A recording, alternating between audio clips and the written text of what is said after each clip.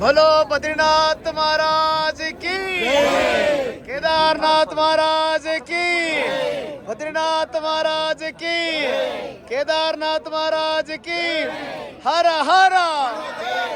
ಎಲ್ಲರ ಪರವಾಗಿ ಅವರಿಗೆ ಒಂದು ಸ್ವಾಗತವನ್ನು ಬಯಸ್ತಾ ಗುಪ್ತಕಾಶಿ ಬಗ್ಗೆ ಒಂದು 2 ನಿಮಿಷ ಅವರು ಗುಪ್ತಕಾಶಿ ವಿಷಯ ತಿಳಿಸ್ಕೊಡ್ತಾರೆ. ದಯವಿಟ್ಟು 2 ನಿಮಿಷ ಕೇಳಿ ಎಲ್ಲರೂ.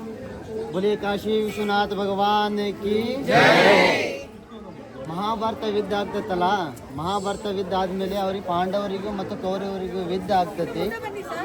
ಯುದ್ಧ ಆದ್ಮೇಲೆ ಅವರು ಶಿವನ ಮೊರೆಗೆ ಹೋಗ್ಬೇಕಂತ ಹೇಳಿ ಅವ್ರು ಏನು ಮಾಡ್ತಾರೆ ಅಂತಂದರೆ 3 ಕಾಶಿಯನ್ನು ದರ್ಶನವನ್ನು ಮಾಡ್ತಾರೆ. ಒಂದು ಗುಪ್ತ ಕಾಶಿ, ಇನ್ನೊಂದು ಬನಾರಸ್ ಕಾಶಿ ಮತ್ತು ಉತ್ತರ ಕಾಶಿ.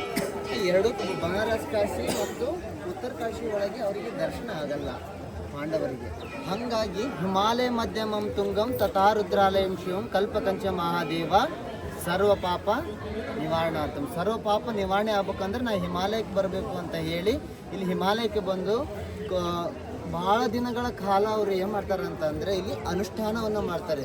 ಕನಿಷ್ಠ ಅಂದರೆ ಒಂದು 121 ದಿನಗಳ ಕಾಲ ಇಲ್ಲಿ ಕಠೋರ ಅನುಷ್ಠಾನವನ್ನು ಮಾಡಿದಾದ್ಮೇಲೆ ಗುಪ್ತವಾಗಿ ಭಗವಂತ ಇಲ್ಲಿ ಇರ್ತಾನೆ. ಅವಾಗ ಅವರು ಸಾಧನೆ ಎಲ್ಲ ಒಂದೊಂದು ಕಲ್ಲನ್ನು ತಗೊಬಂದು ಇಲ್ಲಿ ಮಂದಿರವನ್ನು ಕಟ್ತಾರೆ ಪಾಂಡವರು. ಆ ಸಾಧನೆ ಎಲ್ಲ ನೋಡಿ ಭಗವಂತ ಏನು ಮಾಡ್ತಾನೆ ಅಂತಂದರೆ ಪ್ರಕಟವಾಗಿ ಗಣೇಶನ ರೂಪದಲ್ಲಿ ಇಲ್ಲಿ ದರ್ಶನವನ್ನು ಕೊಟ್ಟಿದ್ದಾರೆ. ಅದಕ್ಕೆ ಏನು ಮಾಡ್ತಾರೆ, ಗುಪ್ತವಾಗಿ ದರ್ಶನವನ್ನು ಕೊಟ್ಟಾಗ ಅದಕ್ಕೆ ಗುಪ್ತ ಕಾಶಿ ಅಂತಂದು ಕರೀತಾರೆ.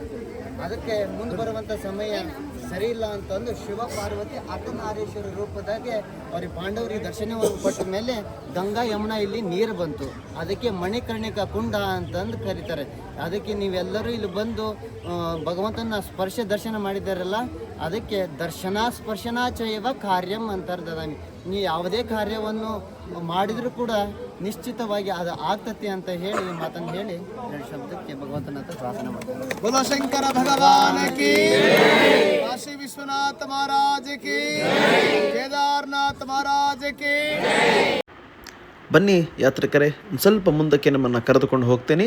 ಇಲ್ಲಿ ಅಲಕಾನಂದ ಮಂದಾಕಿನಿ ಅಂತೇಳ್ಬಿಟ್ಟು 2 ನದಿಗಳ ಒಂದು ಸಂಗಮ ಆಗಿದೆ. ಅದನ್ನು ನಿಮಗೆಲ್ಲರಿಗೂ ನಮ್ಮ ಹೇಮಾದ್ರಿ ಟೂರ್ಸ್ ಯಾತ್ರಿಕರಿಗೆ ನಿಮಗೆಲ್ಲರಿಗೂ ಸುಂದರವಾಗಿ ತೋರಿಸ್ತಾ ಇದ್ದೀವಿ. ನೋಡಿ, ನೀವು ನೋಡ್ಬೋದು 2 ಕಲರು ನದಿ ಎಷ್ಟು ಸುಂದರವಾಗಿ ಹರಿತಾ ಇದೆ ಅಂದರೆ ಅದನ್ನು ನೋಡಲಿಕ್ಕೆ 2 ಕಣ್ಣು ಸಾಲೋದಿಲ್ಲ. ಅಷ್ಟು ಸುಂದರವಾಗಿ ಈ ಒಂದು ನದಿಯನ್ನು ನೀವು ನೋಡ್ಬೋದು. ಭಾಳ ಸುಂದರವಾಗಿ ಇಲ್ಲಿಯ ಒಂದು ವಿಶೇಷತೆ ಏನಂತಂದರೆ, ನಮ್ಮ ಕೇದಾರನಾಥ್ ಯಾತ್ರೆಗೆ ಬಂದಂಥ ಎಲ್ಲ ಯಾತ್ರಿಕರಿಗೆ ಭಾಳ ಅದ್ಭುತವಾಗಿ ಸುಂದರವಾಗಿ ಈ ಒಂದು ದೃಶ್ಯಗಳನ್ನು ನೋಡಲಿಕ್ಕೆ. ಎಲ್ಲರಿಗೂ ಶುಭೋದಯಗಳು. ಇವತ್ತಿನ ವಿಶೇಷತೆ ಏನಂತಂದರೆ, ನಮ್ಮ ಮಾಗಡಿ ರೋಡ್ನ ಹೆಸರಾಂತ ಪುರೋಹಿತರು ಶಿವಾನಂದ ಸ್ವಾಮಿಗಳವ್ರದ್ದು ಜನ್ಮದಿನೋತ್ಸವ. ತಾವೆಲ್ಲರೂ ಕೂಡ ಅವರಿಗೆಲ್ಲ ಒಳ್ಳೆಯದಾಗಲಿ ಅಂತ ಹೇಳ್ಬಿಟ್ಟು ನಾವು ಅರಸನಂತೆ ಭಗವಂತ ಕೇದಾರನಾಥ ಅವ್ರಿಗೆ ದೀರ್ಘಾಯುಷ್ಯವನ್ನು ಕೊಟ್ಟು ಕಾಪಾಡಲಿ ಅಂತ ಕೂಡ ನಾವೆಲ್ಲರೂ ಕೂಡ ಅರಸೋಣ ಅಂತ ಹೇಳ್ಬಿಟ್ಟು. ಹಾಗೆ ನಮ್ಮ ಹೇಮಾದ್ರಿ ಟೀಮ್ನ ಒಬ್ಬ ಯುವಕ, ನಮ್ಮ ಭಾರತಿ ಅಕ್ಕವರು ಸುಪುತ್ರರಾದಂಥ ನಮ್ಮ ತೇಜಸ್ ಅವರು ಕೂಡ ಇವತ್ತು ಬರ್ತಡೇ ಇದೆ. ಅವ್ರಿಗೂ ಭಗವಂತ ಕೇದಾರನಾಥ ದೀರ್ಘಾಯುಷ್ಯವನ್ನು ಕೊಟ್ಟು ಕಾಪಾಡಲಿ ಅಂತ ಹೇಳ್ಬಿಟ್ಟು ನಾವೆಲ್ಲರೂ ಕೂಡ ಕೇಳ್ಕೊಳ್ಳೋಣ ಅಂತ.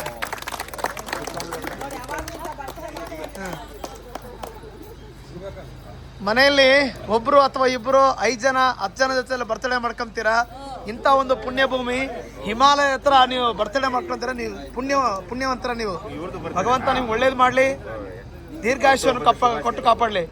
भलो केदारनाथ महाराज की, भलो केदारनाथ महाराज की, काशी विश्वनाथ महाराज की, हर हर।